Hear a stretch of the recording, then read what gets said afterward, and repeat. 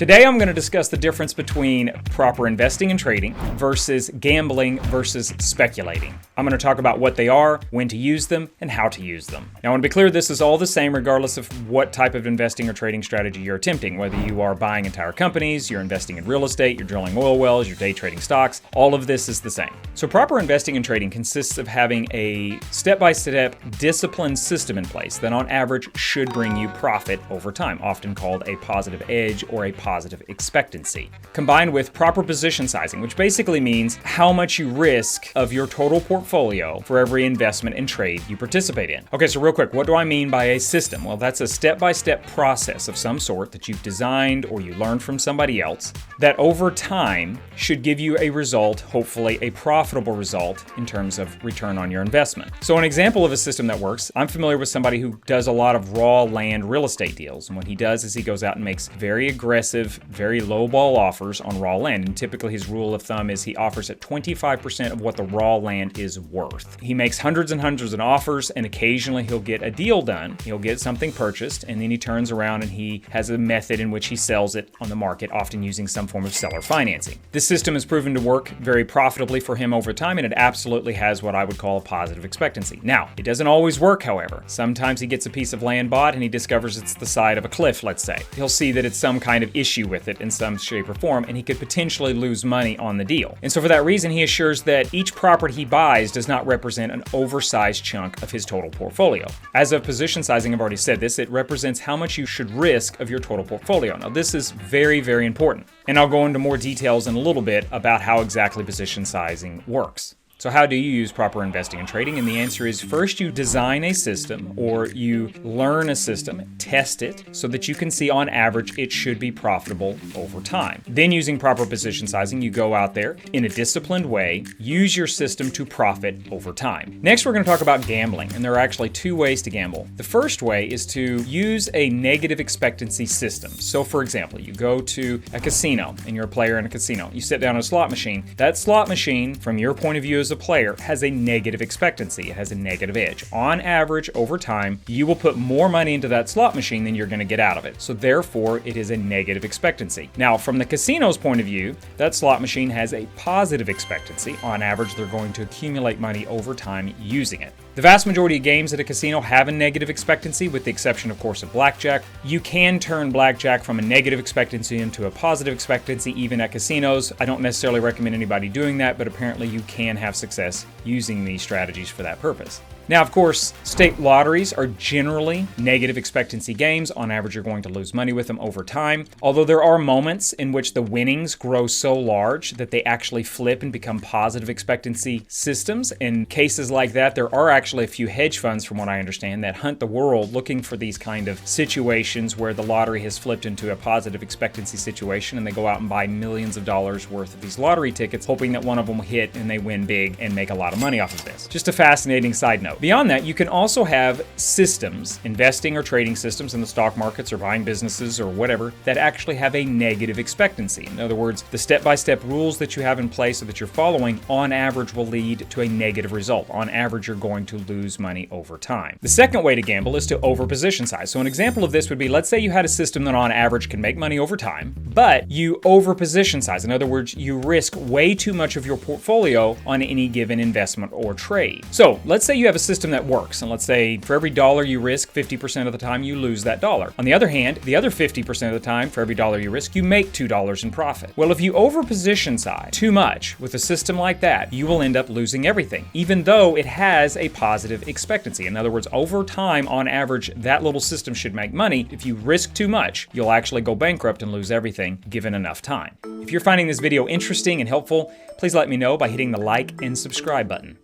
So let me give you an example of this. So here's a system that on average makes money. It's got about 100 trades, as you can see down here, or investments, one right after the other. And you can actually see you start with a portfolio of $100,000 and you risk 0.5% of your portfolio on every single trade on average. And you can see that this portfolio starts off, it dips down for a little bit because there was a losing streak, got down to about 92,000. Over the course, it just had a relatively smooth, nice uptrend all the way up to about, it says 141,000. This system on average makes money. It is profitable, but let me show you what would have happened if you would have risked notably more. So in this example, you can see we're risking 1%, the exact same trades, the same results with every one of the trades. The only difference is how much we're risking for each trade or investment in this case. And you can see that, again, you started with $100,000. Worst case scenario, it got down to about $85,800. Best case, it got all the way up to $194,000. So going from a 0.5% risk to a 1% risk, you can see a significant change in the overall experience you would have had with this system. You had a drawdown that was substantially higher, but your upside would have been substantially higher as well. Let me show you the next one. So now we're going to risk 5% per investment or per trade. In this case, they are all exactly the same. They all had the exact same result. The difference is how much you're risking of each one, and that's it. That's the only difference. So again, they started at $100,000. You can see it right here. And the worst case scenario was about here, and it got down to $43,000. So lost almost approximately 57% of the portfolio between the beginning to this point. So you'll notice something from the previous examples at the lower risk levels. The highest point was actually this final investment or trade at the very end. In this case, though, the highest point was actually about 20 investments ago or so. So it had a pretty healthy drawdown. It went from about 1.1 million down to a 592,000, which is about 45%, give or take. And that's a significant decline from peak to trough. And most humans actually have a lot of trouble psychologically handling that. And that's the nature of starting to get to the point you're over position sizing, is as you get more aggressive, it makes this a lot less comfortable to work with. However, mathematically, it's still not over position sized. It's still functional and it still works. But you can see that it's starting to create a lot of volatility in this, and that's where humans starts to break down the system as you increase the risk over time. So let me show you the next level. So here we're at 15% risk per investment and trade, and you can see a dramatic difference in the way this chart looks. So here's our 100,000 where we started at, and then when we get down to its absolute lowest point was a whopping $2,590. So it lost over 97% of the portfolio at one point at this 15% risk level. And then as you can see, it rocked. It never went below zero, however. That's very notable. But it was still most definitely a negative expectancy. So it's the exact same investments and trades, the exact same. Everything's the same 100, but you can see a dramatic different result simply by risking too much. We're now in the range where this has created nothing but volatility. It's not creating profit, and you can see this start to become haywire and go crazy. We only went profitable for a brief moment. We got up to the 377,000 in profit, but immediately crashed back down and lost it all and went back into negative territory. Most of this whole run here was below the 100,000 point. So simply over position sizing, even though everything else is the same, has ruined the system. Now this chart is very interesting to me because over the years I have come across some investors and traders, their portfolio, their net worth actually looks a lot like this. And at the time I didn't understand it, but over years of doing this and researching this stuff, I've come to the conclusion that in fact what they were doing, looking back on it, knowing what I know now, they were simply over position sizing. They were pushing the envelope way too much. They felt like they were doing, now in many cases it could be a psychological issue. Maybe they didn't feel alive until they were pushing it so far that they were risking everything they had, but it ended up creating a net worth chart, if you will, or a portfolio chart that looks a lot like this, where it essentially is a constant boom bust life. They never really get ahead. They're always struggling. And unfortunately, I've seen this a few times, and this can be devastating to an investor or trader over time. Their spouse leaves them, takes the kids, they lose the house. This is a very hard life. And the simple reality is it could be as simple as they just need to lower the risk substantially. If you have any questions or anything you're not sure about, leave it in the comments section. I'll answer it for you.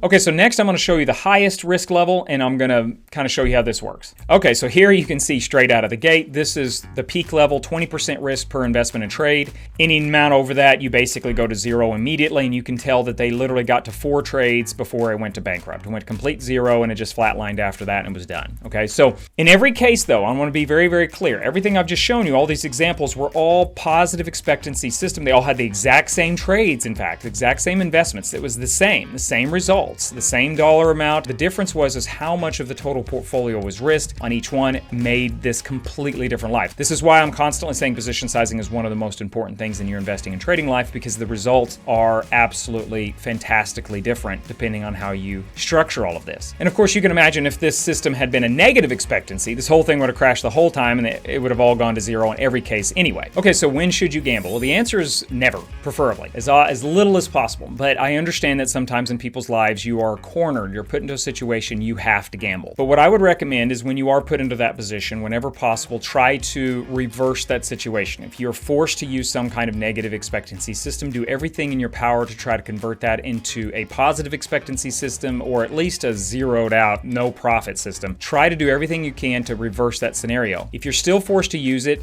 at the smallest position size possible. That would be logical in any case. And get out of that situation as soon as possible, because every additional investment or trade you do with a negative expectancy system, your result will end up very negative. Over time, you're going to lose everything with that. Now, on the other hand, if you have a system that's got a positive expectancy and you're being forced to over position size, for example, maybe you have an opportunity to buy a great business, let's say, and that business looks really good, it's profitable, it's got a lot of good things, it's got a positive expectancy for sure, but you're being asked to put up your entire life savings, and you're also asked to personally guarantee a giant loan that is by far more than your entire net worth. Let's just use this as an example. So that if this deal goes bad, you lose absolutely everything. Now, this mathematically is a bad idea. Absolutely. This is definitely gambling, and it is definitely a situation you want to try to avoid as much as possible. So one way to handle this situation where you're doing something that has a positive expectancy, just by the nature of the investment, it's too much of your total portfolio. You're just inherently going to over position size. One of the best ways to handle that, for example, is to share the risk by bringing on investors, or possibly,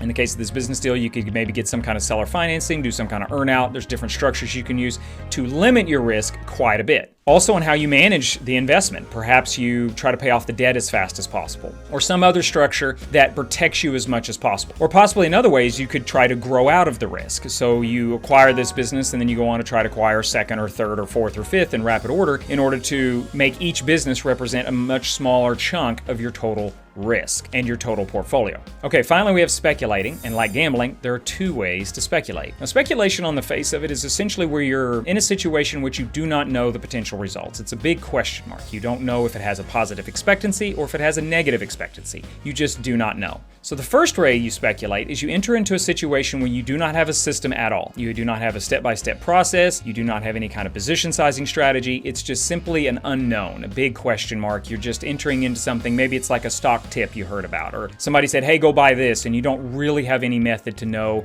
if it's working out. You're not even planning on building a method. You're just simply entering into a situation in which you are totally unaware of the potential results. This form of speculation, in my opinion, is very risky and very dangerous, and it's one you should avoid. The second way to speculate is when you actually have some sort of system that maybe you can't test it, maybe it doesn't have results, it's something that you suspect will work, but you haven't actually got any proof that it'll work, and you need to go out and try it. It's something that you need to try live in the marketplace to figure out if over time it will make you money. Now, this form of speculation is a good form of speculation, and in fact, you should probably expect over the course of your life as a business owner or investor, trader, that you're going to be caught in a few situations in which you're forced to speculate. So that brings us to the next part. When should you speculate? You should only speculate when you're in a situation which you cannot do enough research, you cannot get access to the information you need to figure out if a system actually makes you money over time. So in those cases, you are going to be kind of forced to speculate. But you try to do it as little as possible. Ideally, you want to do enough research so you know a system makes money over time so you can then properly implement it, and you're not accidentally gambling or doing something that has a negative expectancy or over position size at any point in the future. So how you speculate? Okay, so if you're in a situation which you cannot do the research and you cannot do what needs to be done to find out if a system makes money over time, you want to approach it to where you go out into the marketplace and you begin to test it with a small position size, as small as you can muster. Now again, just like in the gambling portion, if you're forced to risk too much of your portfolio or your net worth on any given investment or deal, try to bring on investors who can help share in the risk. I would say this is what you see with a lot of startup businesses. Angel investors are very comfortable with taking on this kind of risk. Venture capital firms are very comfortable with this kind of risk. They know that a startup venture is typically a speculation. Nobody really knows if it's going to work, the business model will work, or the technology will work, or whatever they're doing. This is a speculative situation. And so in such a situation like that, where on average you're just totally not sure if something's going to work out, try to limit your risk as much as possible. Meanwhile, as you do investments or trades, as you work through the business, whatever you're doing, you keep tweaking this and you keep updating the knowledge and the information you're gaining so you can get a better and better idea of whether or not what you're doing over time makes money. If you found this video really helpful, I highly recommend this next video. It will probably be something that you would be very interested in and would find a lot of usefulness. All right, that is it for me today. My name's Cody Koch. Thank you for watching.